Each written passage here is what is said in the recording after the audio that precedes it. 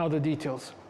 On Friday afternoon at Village Rugwiro, His Excellency President Paul Kagame received the Honorable Veronica Nduva, the Secretary General of the East African Community, who is in Kigali for the EAC multi-sectoral high-level dialogue gathering. Their discussions focused on strengthening regional trade and integration and on key initiatives aimed at advancing shared prosperity across the East African community.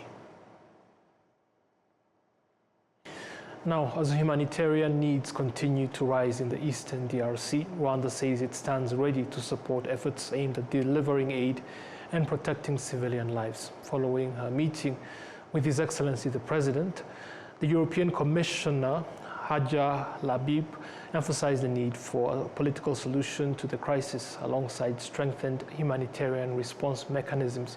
William Evans Mutawazi reports. European Commissioner for Quality, Preparedness and Crisis Management was in Rwanda on 19th, where she met and held talks with President Paul Kagame on the urgent challenges in the Great Lakes region and the path to lasting peace. Shortly thereafter, the European Commissioner met with Rwanda's Minister of Foreign Affairs and International Cooperation. While addressing the press, Commissioner Hadija called for a political solution to the crisis in eastern DRC. We agree that there is only one way to end this humanitarian crisis. This is a political solution. The conflict in eastern DRC has already destroyed millions of lives. It has forced countless families to flee their homes and to leave leaving everything behind. And this suffering does not stop at the border.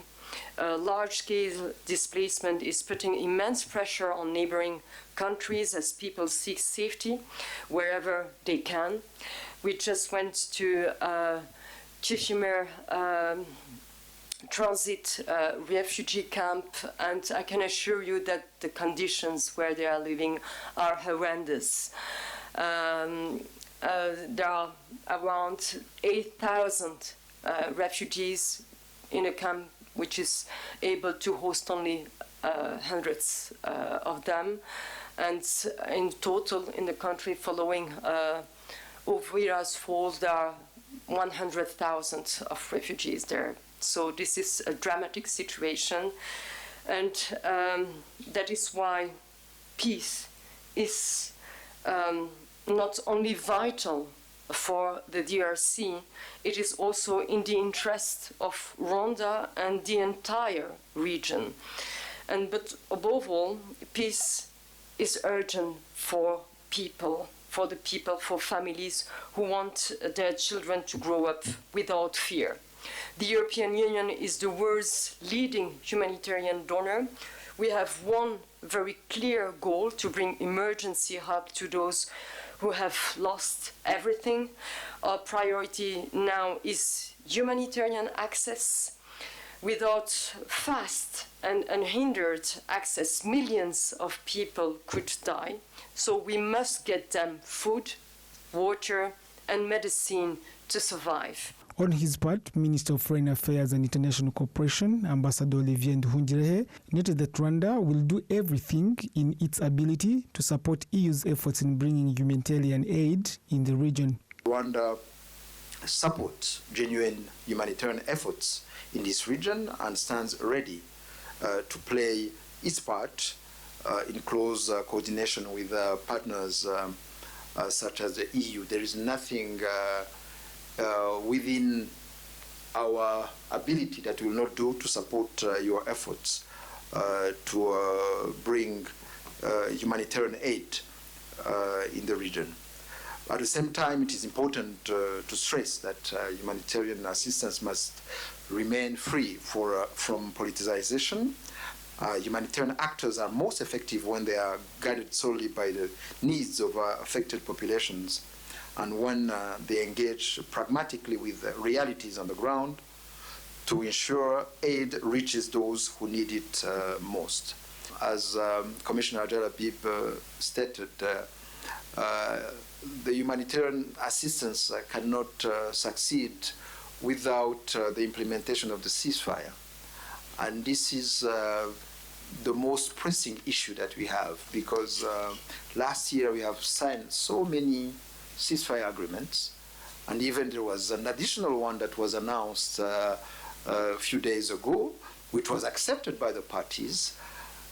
But alas, we still witness airstrikes and drone attacks that not only affect civilian populations on the ground, but can also jeopardize the humanitarian work. The discussion also highlighted the importance of preventing further regional destabilization while prioritizing civilian protection. William Evans, RTV News. Rwandans living abroad have affirmed that teaching their children the culture, that is the Rwandan culture, helps them develop love for their country and enables them to pass that attachment on to future generations. They made the remarks during discussions that brought together members of the Rwandan community in Belgium and officials from the Ministry of Foreign Affairs and International Cooperation. The group from Belgium currently in Rwanda is composed of 60 people, 41 of whom are youth, and are participating in a program aimed at teaching the young men and women the Rwandan culture, the Kinyarwanda language, and other aspects of their heritage. Now, the Minister of Gender and Family Promotion, Console Wimana, has emphasized that stunting and malnutrition remain among the country's major concerns, urging all institutions to intensify awareness campaigns and work toward changing parents' mindsets. She reminded participants that a malnourished child faces consequences such as impaired physical growth and cognitive development, which ultimately affect the country's overall progress. A meeting focused on combating malnutrition and stunting in the northern province has been held in Gicumbi. The district has the highest rate of stunting in the entire country at 35%. The governor of the northern province has observed that various measures have been put in place to address malnutrition and stunting in the province. He has also emphasized that success will depend on collective responsibility, with everyone taking on an active role in resolving the issue. Now, executives at the Rwanda Stock Exchange have observed that the exchange has played a significant role in transforming Rwanda's economy, having facilitated transactions worth over 28 trillion Rwandan francs over the past 15 years. Various reports indicate that Rwanda's economy continues to grow alongside expanding development projects.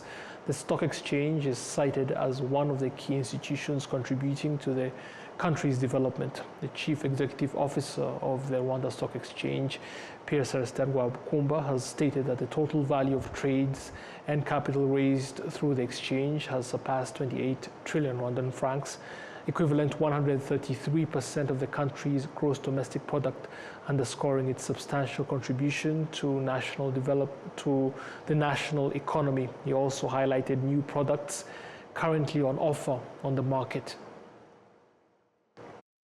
Next Gen Q, that is a special board for unquoted securities in the private markets. So now we have the investment clinic. We've been bringing companies in to prepare them for investment readiness. So these companies are coming to the market. We prepare them to be able to attract investment into their companies. So now, and others. And there is a big chunk of companies which are not in the stock market, but there are more SMEs, other corporates who are not really listed on the market, but they make a big bulk of our economy. So we said, let's bring the culture of equity, let's bring the culture of good corporate governance and management, so that we train people to be able to showcase their companies so that they can attract investment in the future.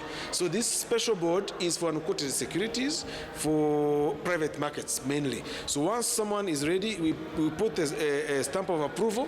It means this company is ready to go for any other investment. So that's what we launched. That's number one, Next Gen Q today. Now, in the 15 years since its establishment, the exchange has raised more than 2.71 trillion Rwandan francs in capital, which has been invested in infrastructure development and business expansion. The governor of the National Bank of Rwanda, Soraya Kuziyaremye, has affirmed that the exchange has become one of the pillars of the country's economy. Banks provide short-term and medium-term financing. Stock exchanges mobilize long-term savings and allocate them to productive sectors in our economy. They also facilitate innovation, infrastructure development, and private sector expansion. And for a country like Rwanda, which is committed to sustainable growth, private sector development and economic diversification, deepening of the financial market is not a luxury, but a necessity. The progress that we celebrate today is the result of deliberate policy choices, as well as strong institutional collaboration. And the National Bank of Rwanda has consistently prioritized macroeconomic stability, sound regulatory frameworks, and investor protection. The economic expert, Dr. Donald Kaberuka, has noted that Rwanda's stock exchange plays an important role in mobilizing domestic investment aimed at achieving sustainable development. Assume a lot of possible, potential, negative worst case scenario. Yes. And then you figure out what would happen to your banking sector or the non-banking sector. And the lessons are quite interesting because they revealed to us where there were pressure points, right? And on the basis of the pressure points, there was then a sequence of things to be done. There was no point, for example, in putting in place a stock market in 1998 because we were working on the macro issues, the debt issues, both external and internal, all right? You are still working on stabilizing government finances. So there was a series of sequential efforts, but all aimed at diversifying the financial sector and deepening it. Since its establishment, the Rwanda Stock Exchange has attracted more than 270,000 investors, 95% of whom are Rwandan. Now, schools here in Rwanda are set to establish partnerships with institutions in India and Switzerland in the field of technology. This is one of the outcomes of the two-day international conference on learning that concluded here in Kigali. On the second and final day of the conference, discussions focused on how education and learning can be aligned to drive the necessary transformation across all levels of education. The Minister of Education, Joseph Nsengimana, told participants about the progress Rwanda has made over the past 30 years in rebuilding and strengthening the education sector, noting that it forms the foundation of the country's economic future. Series of strategic transformation plans, NST 1, 2, we are at 2 now, but we will start at 3 past 2030. With an objective of incrementally putting in place measures that can be measurable, can track, we can see how we are driving, how we're getting towards the Vision 2050. So if we can look at these series in terms of education, the first thing we needed to do was to ensure that we have access, that we create an access that all learners, all Rwandan kids can actually access education. And we've seen quite a lot have been achieved in the last 30 years or so. Just to give you a couple of examples. In 1994, we had 37,000 students in secondary education in the entire Rwanda. Today we have 787,000. That's 25 plus times what we had in 1994. We had 2,000 people who had gone through education, in higher education in Rwanda, 2,000. Last year, the University of Rwanda graduating over 9,000 students. So that really demonstrates that we have increased access to education. The minister added that while significant progress has been made, it is not yet sufficient for Rwanda to achieve the goals outlined in the Vision 2050. He noted that greater emphasis is now being placed on early childhood and primary education, with curricula at these levels being aligned to equip learners with foundational skills for their future studies. Now we have to focus on quality and relevance of that education. If we start looking at early stages, we have seen that having children go through a preschool before they go to actually primary is very beneficial. So we've taken a target that by the year 2029, at least 65 of our kids will go through preschool before they go to primary. And that's because we saw that impact, and we need to make sure that by the time they go through preschool and finish and start primary, they're equipped to actually learn and succeed. And that's going to be an investment that's going to give us the rewards, because that affects their entire education career around that. When we look at the foundational learning years, P1, P2, P3, we had to look at what are they studying, how is this impacting their learning, and we had to reform the entire curriculum of our basic education and move to a competency-based curriculum, because we want to make sure what kids are learning, they are retaining, and it's applicable to what they're going to do after school. So with a world that are changing so rapidly, you need to master the basics. You need to understand them. You need to think smartly. You can't just memorize yourself out of it. You need to understand. So all that, the curriculum change had to be done broadly and across all levels of education to ensure that the people that are graduating from our schools are better educated and are being equipped for the world they're going to live in and work in. The chairman of the Board of Governors of the Global Learning Council, Suresh Subra, commended Rwanda for hosting the conference, noting that it was the first time the event had been held on the African continent. He also highlighted its anticipated benefits for Rwanda and the broader education sector. 2 years ago, we decided to create a series of hackathons at the intersection of technology and the environment. The hackathons for school students, high school students, has been held in New Delhi. The most recent one was held last month with the leadership from the team from SchoolNet.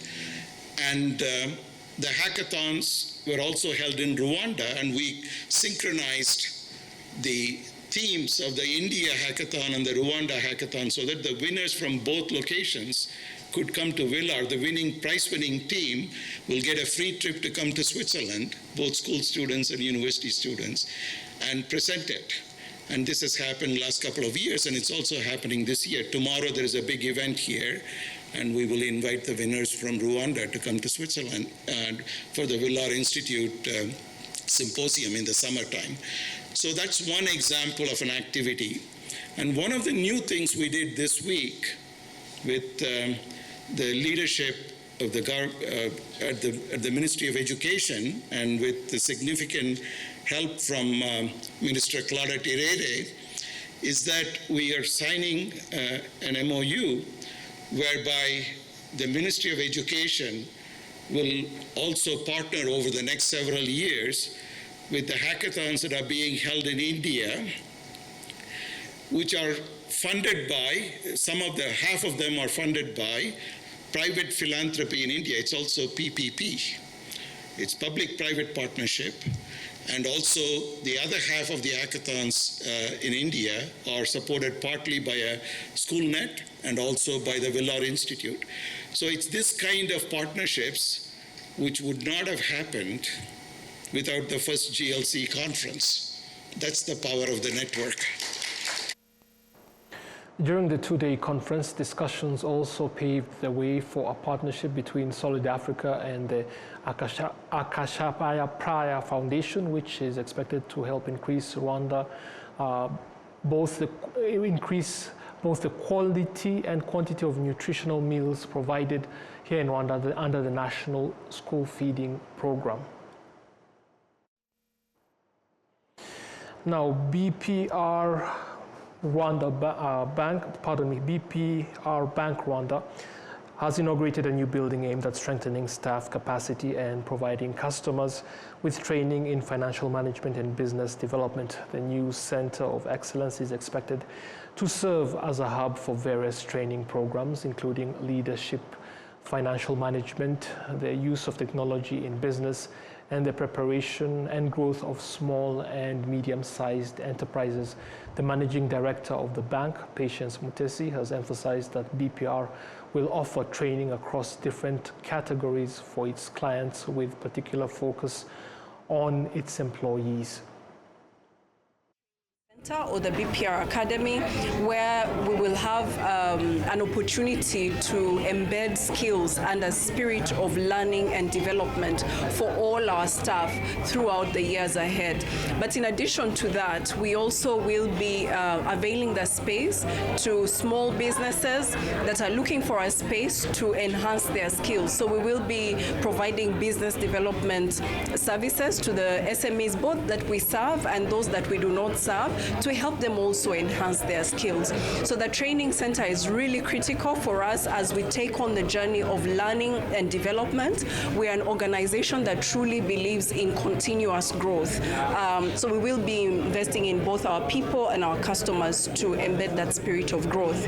But then we also have an IT and innovation center, which is going to be a center that will give us an opportunity to embed technology in the way we do things and innovation in the way we do business. The idea is that, banking is not static. Banking is ever changing. So this space will give us an opportunity to engage with the innovation teams, with the technology teams. AI is a new theme that's coming. So as an organization, we're always looking out to how we can use technology to continue enhancing our business. But in addition to that, we also have our contact center, which is a center that helps us get closer to our customers.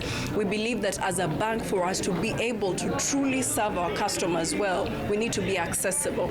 And accessibility is across different touch points, physical branches, through our agents, but also to customers who are not close to us through the contact center. So we've enhanced our contact center to make sure that we're closer to our customers and serving them. So the impact is going to be positive in the sense that this is going to be a center for learning, it's going to be a center for development, it's going to be a center for innovation and forward-looking banking. In the future, BPR Bank Rwanda plans to establish similar centers in other parts of the country, including the districts of Kayonza and Nyanza and beyond. Now, on Thursday, Rwanda's central bank announced that it had raised its key repo rate as inflationary pressures increase. The decision comes as inflation breached the bank's target range of 2 to 8%. William Evans Mutabazi with the details on that. Increased the central bank rate by 50 basis points to 7.25% following a meeting of the Monetary Policy Committee held on Friday 18th, 2026. According to the bank, this is a major step the bank is taking to bring inflation back to the target band. And so in view of more persistent inflationary pressures and an upward revision of the inflation outlook, the Monetary Policy Committee decided to increase the central bank rate from 6.75% to 7.25%, and that's an increase of 50 basis points. The decision to raise the central bank rate is a measured step that we are taking to bring inflation back within the target band between 2% and 8%, to safeguard price stability, which is a necessary condition to sustain our economic growth, as well as protect the purchasing power of Rwandans over the medium term. Despite inflationary pressures, Rwanda's economy continues to show strong momentum. The economy expanded by an average of 8.7% in the first 3 quarters of 2025, supported mainly by the services and industry sectors. The committee looked at the performance of our own domestic economy, and Rwanda's economy continues to exhibit strong growth momentum. The economy grew by an average of 8.7% during the first 3 quarters of 2025, that is from January to September. The strong performance of our economy is mainly driven by the services and industry sectors. For services, we've seen high growth in wholesale and retail trade, in transport, in IT services, as well as financial services. For the industry sector, the growth is more all attributed to all subsectors, being manufacturing, construction, but also mining and quarry. On the currency front, the Rwandan franc depreciated by 4.4% against the US dollar in 2025, a slower pace compared to the previous year, supported by stronger tourism earnings and remittances. The performance of our external sector, as I just mentioned, coupled with stronger tourism receipts and increased remittance inflows, contributed to the destabilization of the Rwandan franc versus the US dollar, where the depreciation rate over the full year of 2025 was at 4.4% compared to the high depreciation we had in 2024 at 9.4%, and even higher depreciation a year prior, 2023, where inflation had reached 18%. With this slower pace of depreciation reflects not only improvements in our trade balance, but also the positive effects of domestic foreign exchange market reforms and the impact of a broader weakening of the US dollar in global FX markets throughout 2025. With more recent data showing a sharper rise and inflation reaching 8.9% in January 2026, the governor of the central bank says the central bank rate hike aims to contain second-round effects of rising prices and ensuring inflation returns to the target over the medium term, while the Monetary Policy Committee stands ready to take further action if inflation risks persist. William Evans, RwandaTV News.